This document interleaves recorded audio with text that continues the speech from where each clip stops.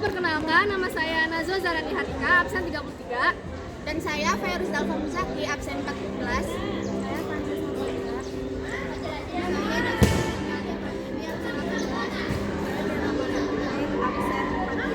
Saya Muhammad Ibnu Ubaidillah, absen 28. Saya Muhammad Nafal Amanullah, absen 29. Saya akan menjelaskan pengertian tawakal.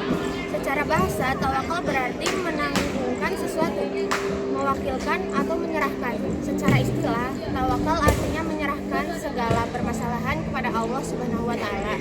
Setelah melakukan usaha sekuat tenaga, seseorang yang bertawakal adalah seseorang yang mewakilkan atau menyerahkan hasil usahanya kepada Allah Subhanahu wa taala.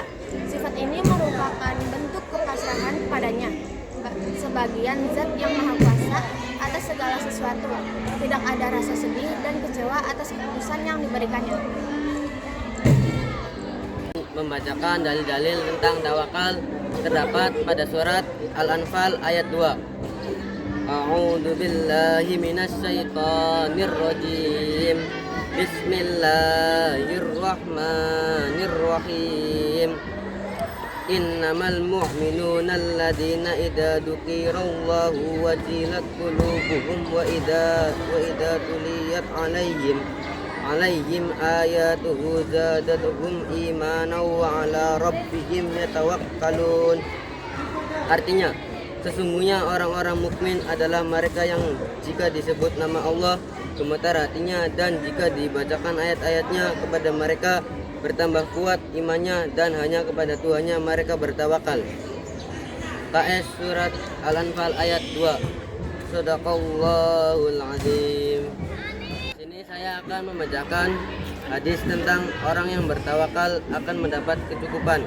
Dari Abu Hurairah radhiyallahu an, Rasulullah sallallahu alaihi wasallam bersabda, "May yatawakkalillah yaj'al lahu makhraja wa yarzuquhu min haitsu la yahtasib wa man taqalla 'ala Allahi fa huwa hasbuh." Artinya, barang siapa bertakwa kepada Allah Subhanahu wa taala, niscayanya Dia akan membukakan jalan keluar baginya dan memberinya rezeki dari arah yang tidak disangka-sangka. Barang siapa bertawakal kepada Allah, niscaya Dia akan mencukupkan keperluannya. Hadis riwayat Ahmad. Di sini saya akan membacakan cara-cara bertawakal kepada Allah Subhanahu wa taala. Yang pertama itu melakukan ikhtiar dengan sungguh-sungguh. Kita itu harus tetap belajar, bekerja atau berusaha sesuai dengan tujuan kita. Terus yang kedua, meluruskan niat karena Allah Subhanahu wa taala. Pastikan apa yang kita lakukan itu bukan cuma demi pujian atau hasil dunia, tapi juga karena ingin mendapat ridho Allah. Terus yang ketiga, berdoa dan memohon pertolongan.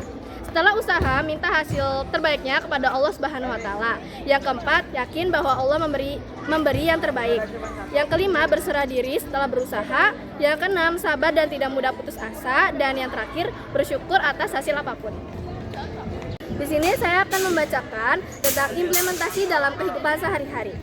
Tawakal kepada Allah Subhanahu wa taala dapat diterapkan dalam kehidupan sehari-hari melalui berbagai sikap dan tindakan.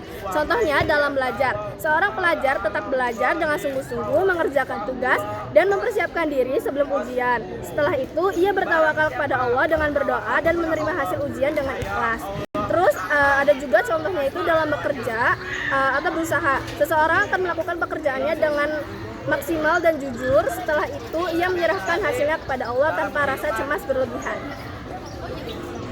Ciri tawakal yang pertama, berusaha maksimal dulu. Yang kedua, hati tenang setelah berusaha. Yang ketiga, tidak putus asa saat gagal. Yang keempat, tidak sombong saat berhasil. Yang kelima, selalu berdoa dan berdoa kepada Allah. Yang keenam, menerima hasil dengan lapang dada. Selanjutnya ada manfaat tawakal. Manfaat tawakal yaitu ada yang pertama, tercukupinya keperluan. Yang kedua, mudah untuk bangkit dari keterpurukan. Yang ketiga, tidak biasa dikuasai oleh setan. Yang keempat, memperoleh nikmat yang tiada henti. Dan yang kelima, menghargai hasil usaha. Ini saya akan menjelaskan contoh tawakal.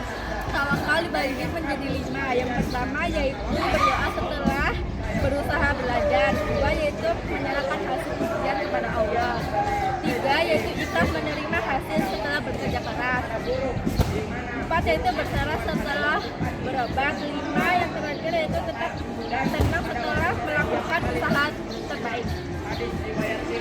Baik, di sini saya akan menjelaskan tentang perilaku tawakal.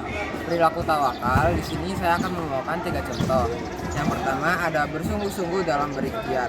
Tawakal yang benar selalu diawali dengan usaha atau sebab. Contohnya, siswa yang belajar dengan tekun dan mempersiapkan materi ujian sebaik mungkin sebelum berdoa memohon kelulusan. 2. Berdoa dan menyadari keterbatasan diri. Setelah berusaha, perilaku tawakal ditunjukkan dengan memohon bantuan Tuhan. Contohnya, memanjatkan doa setelah menyelesaikan sebuah proyek atau pekerjaan besar agar hasilnya membawa berkah. 3. Memiliki jiwa yang tenang. Orang yang tawakal tidak akan merasa cemas berlebihan terhadap masa depan. Mereka memiliki keyakinan bahwa apapun yang ditetapkan Tuhan adalah yang terbaik sehingga terhindar dari stres merusak. Contohnya, setiap tetap tenang dan tidak terputus asa meskipun hasil yang diterima tidak sesuai dengan keinginan awal. Segitu saja presentasi dari saya. Kurang lebihnya mohon maaf. Kesimpulan dari tawakal. Tawakal berarti menyerahkan segala hasil kepada Allah setelah melakukan usaha secara maksimal. Jadi tawakal bukan berarti pasrah tanpa usaha, tetapi menggabungkan antara ikhtiar dan kepercayaan penuh kepada Allah atas hasilnya. Dengan tawakal, seseorang akan merasa lebih tenang, tidak mudah putus asa dan menerima apapun hasil yang diberikan Allah dengan lapang dada. Dan tawakal juga menunjukkan keimanan yang kuat karena yakin bahwa Allah Maha mengetahui dan memberikan yang terbaik bagi hambanya. Singkatnya, tawakal itu usaha maksimal dan berserah diri kepada Allah. Sekian presentasi dari kelompok kami, kurang lebihnya mohon maaf. Wassalamualaikum warahmatullahi wabarakatuh. Thanks.